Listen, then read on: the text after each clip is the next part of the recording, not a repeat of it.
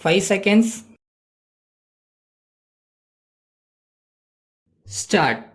மாண்புமிகு உள்ளாட்சித் துறை அமைச்சர் அவர்கள் ஊராட்சி அலுவலர்கள் மாநாட்டை தொடங்கி வைத்து உரையாற்றிய போது தெரிவித்ததாவது: அன்புமிக்க நண்பர்களே, ஊராட்சிகள் வளர்ச்சிக்கு ஊற்றுக்கண்ணாக திகழ்கின்ற நீங்கள் கூடியிருக்கும் இந்த மாநாட்டிலே நான் கலந்து கொள்வதில் மிக்க மகிழ்ச்சி அடைகிறேன். இந்த வாய்ப்பினை ஏற்படுத்திக் கொடுத்த உங்களுக்கு நன்றி தெரிவித்துக் கொள்கிறேன். இந்தியா ஒரு பெரிய குடியரசு நாடு. சீனாவுக்கு அடுத்தபடியாக அதிகமான மக்கள் தொகையை கொண்ட நாடு. வற்றாத வளம் கொழிக்கும் இத்திருநாட்டில் வறுமை இன்றளவும் போகவில்லை. ஒருவேளை சோற்றுக்கு மக்கள் ஊர் விட்டு ஊர் செல்லும் அவல நிலை தொடரத்தான் செய்கிறது. இதற்கு என்ன காரணம் என்பதை நீங்கள் உன்னிப்பாக கவனிக்க வேண்டுமென்று கேட்டுக்கொள்கிறேன். 5 ஆண்டு திட்டங்கள் தீட்டுகிறோம். மக்கள் நலன் கருதி பல்வேறு சட்டங்கள் போடுகிறோம். இருந்த போதிலும் அவற்றின் பயன்களை நாம் முழுமையாக எட்ட முடியவில்லையே. இதற்கு என்ன காரணம் என்று ஆராய்ந்து பார்த்தால் நாம் எதிர்பார்த்த அளவுக்கு கிராமப்புறங்கள் வளர்ச்சியடையவில்லை என்பது தெளிவாக விளங்கும். சுதந்திரம் பெற்று அரை நூற்றாண்டுக்கு மேலாகியும் கிராமம் கிராமமாகவே இருக்கிறது, நகரம் நகரமாகவே இருக்கிறது. இரண்டிற்கும் உள்ள இடைவெளி குறைந்தபாடில்லை. இந்த ஏற்றத்தாழ்வினை போக்கவே நம்முடைய அரசு பல்வேறு நடவடிக்கைகளை மேற்கொண்டு வருகிறது என்பதை தெரிவித்துக் கொள்கிறேன். கிராமப்புற பொருளாதாரம் மேம்பட்டால்தான் நாட்டின் பொருளாதாரம் வளர்ச்சி அடையும்.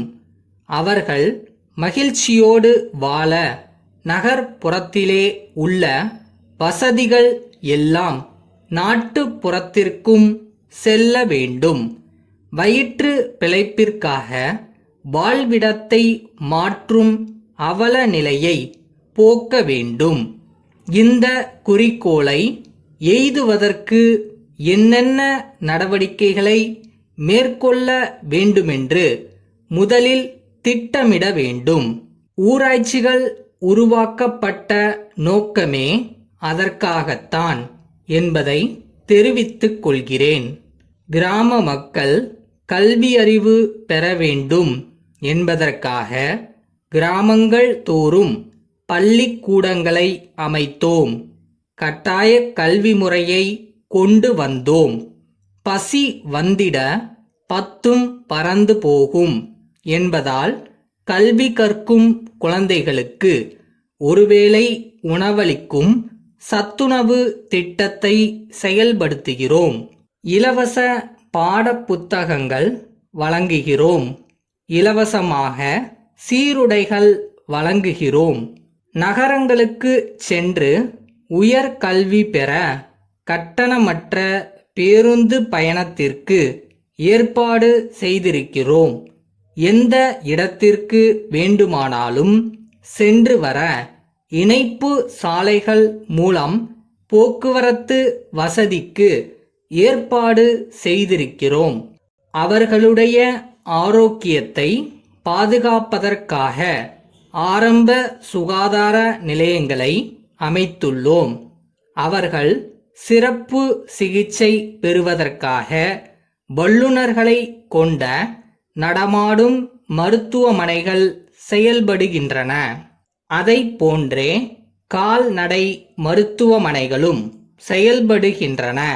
மேலும் அரசு என்ன செய்யலாம் என்று நீங்கள் கருதுகிறீர்களோ அதை தெரிவித்தால் உரிய நடவடிக்கை எடுக்க ஏற்பாடு செய்கிறேன் என்று கூறி விடை பெறுகிறேன். சென்னை திருவல்லிக்கேணி காந்தி தெருவில் உள்ள இந்திரா மகளிர் ஆடையகத்தின் உரிமையாளர், திருச்சி சிங்காரத்தோப்பு தெருவில் உள்ள கமலா ஆயத்த ஆடை தயாரிப்பாளருக்கு எழுதிய கடிதம். அன்புடையீர், தங்களது 2ஆம் தேதிய கடிதம் கிடைக்கப்பெற்று விவரம் அறிந்து கொண்டோம். தாங்கள் கேட்டுக்கொண்டபடி பலவிதமான மாதிரிகளை இன்று தனியே தங்களுக்கு அனுப்பி வைத்துள்ளோம். அவற்றை தாங்கள் பார்வையிட்டு தங்களது தேவைக்கு கடிதம் எழுதுமாறு அன்புடன் கேட்டுக்கொள்கிறோம். எங்களது ஆயத்த ஆடைகளுக்கான மொத்த வியாபாரியாக தங்களது மாவட்டத்திற்கு தாங்கள் நியமனம் கோரியது தொடர்பாக நாங்கள் தீவிரமாக பரிசீலனை செய்தோம். தற்போது நாங்கள் அளித்து வரும் கழிவுத் தொகை அனைத்து மொத்த வியாபாரிகளுக்கும் வழங்கப்பட்டு வரும் தொகையாகும். அதேபோன்று தங்களது மாவட்டத்தில் தங்களை தவிர மற்ற விற்பனையாளர்களுக்கு நாங்கள் நேரடியாக சரக்குகளை அனுப்பி வைப்பதில்லை. எனினும் தங்களது கோரிக்கையின்படி இன்னும் அதிகமாக 5% தள்ளுபடி வழங்குவது குறித்து நாம் இருவரும் நேரில் பேசி முடிவெடுக்கலாம் என்றும் 10 தினங்களுக்கு பின்னர் நேரில் வந்து சந்திக்குமாறும் கேட்டுக்கொள்கிறோம். தங்கள் நம்பிக்கையுள்ள